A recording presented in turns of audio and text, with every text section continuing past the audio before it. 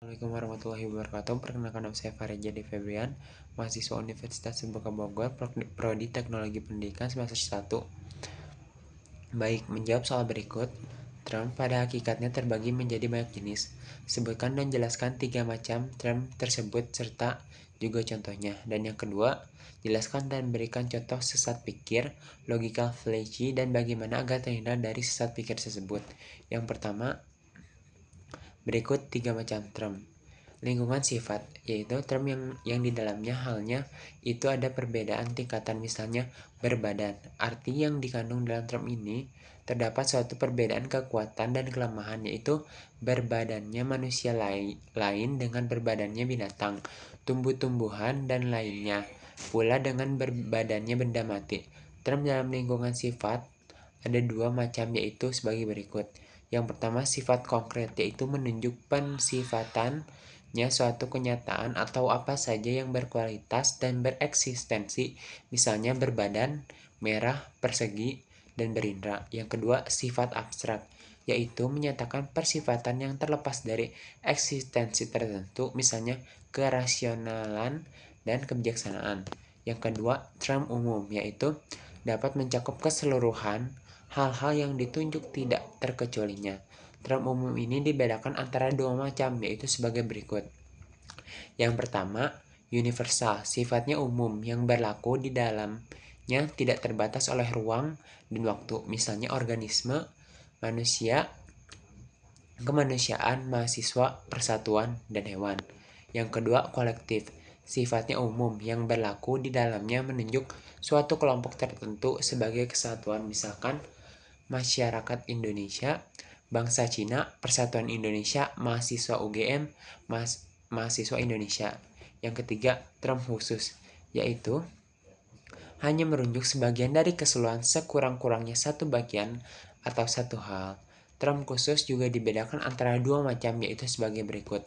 Yang pertama, praktikular, sifat khusus yang berlaku di dalamnya hanya menunjuk sebagian tidak tertentu dari suatu keseluruhan, misalnya sebagian manusia, ada mahasiswa, sebagian yang dapat hidup di air, beberapa pejabat pemerintah.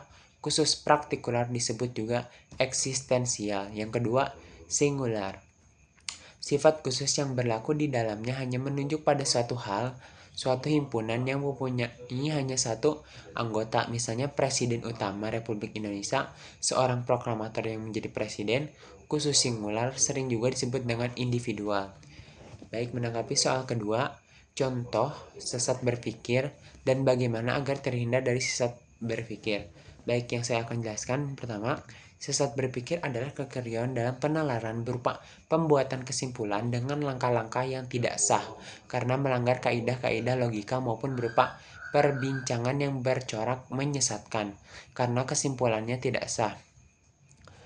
Sesat pikir ini banyak sekali macamnya yang dibedakan menjadi 2 kelompok besar, yaitu sesat pikir formal dan sesat pikir informal. Sesat pikir informal ada 2 macam kelompok, yaitu sesat pikir pertalian dan sesat pikir kemakna-gandaan. Kemudian 2 macam kelompok terakhir inilah yang diuraikan secara rinci oleh Irving M. Copy.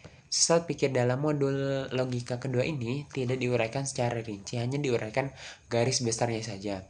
Menurut para ahli logika, umumnya dibedakan menjadi 3 jenis sesat pikir, yaitu sesat pikir formal, sesat pikir verbal, dan sesat pikir material. Baik, yang pertama, sesat pikir formal. Sesat pikir formal adalah kekeliruan penalaran berdasarkan bentuk atau sering disebut sesat pikir menurut logika. Sesat pikir ini banyak ragamnya, salah satunya misalkan mengiyakan suatu pilihan dalam suatu susunan pikir pengetahuan yang merangkum. Susunan pikir pengetahuan dapat merangkum yang disebut silogisme, disjungsi inklusif. Pangkal pikirnya berupa pernyataan pengetahuan yang dapat merangkum yang dirumuskan dalam bentuk P atau Q yang kemudian disusun dalam susunan pikir sebagai berikut. P atau Q dan ternyata P, maka kesimpulannya bukan Q. Perbincangan dengan menggunakan cara seperti di atas tidak senantiasa benar, misalnya peserta kursus adalah mahasiswa atau guru, dan ternyata mahasiswa yang khusus berarti dia bukan guru. seperti perbincangan di atas itu meragukan sesat pikir. Demikian ini sering dilakukan orang sebab mirip dengan cara menetapkan salah satu bagian kesimpulan mengingkari. Yang kedua, sesat pikir verbal. Sesat pikir verbal adalah kekeliruan penalaran berdasarkan kata-kata, yakni bertalian dengan penggunaan yang salah atau kemaknagandaan dari sesuatu kata, dan dikenal juga sebagai sesat pikir arti kata.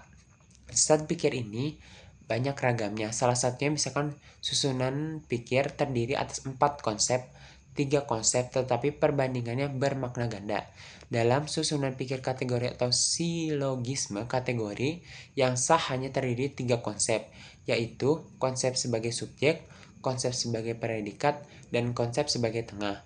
Yang menjembatani subjek dan predikat tersebut menjadi kesimpulan. Sesat pikir 4 konsep ini biasanya terjadi karena dipergunakan konsep yang bermakna ganda bagi konsep tengahnya. Misalnya, semua rumah mempunyai halaman. Modul logika ini mempunyai halaman, maka modul logika ini adalah rumah.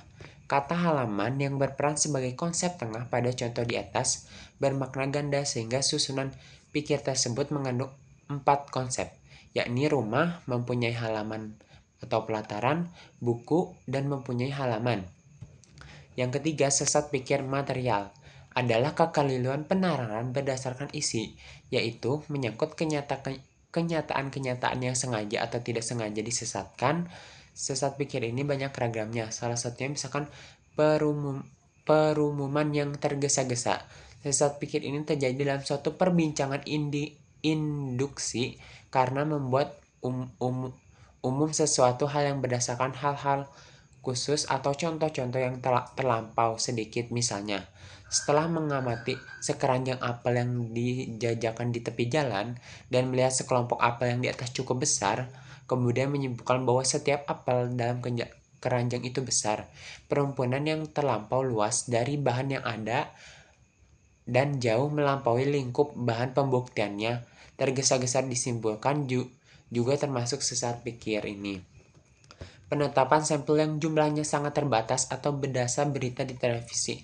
Misalnya, kita melihat banyak anggota legislatif yang korupsi, kemudian menyimpulkan semua anggota legislatif ada korupsi. Pemilihan sampel yang salah dalam statistik dapat juga menjadi sebab terjadinya sesat pikir ini. Pernyataan seperti semua karyawan dan pejabat adalah koruptor.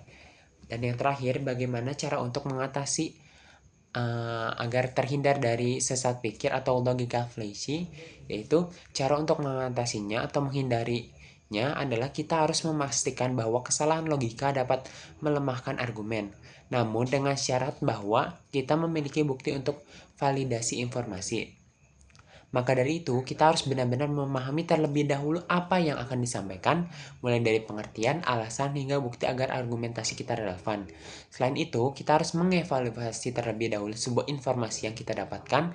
Dengan mengevaluasinya dengan cara memvalidasi informasi, dapat membuat kita semakin yakin bahwa informasi tersebut benar atau salah. Demikianlah penjelasan mengenai logika fallacy dan cara mengatasinya.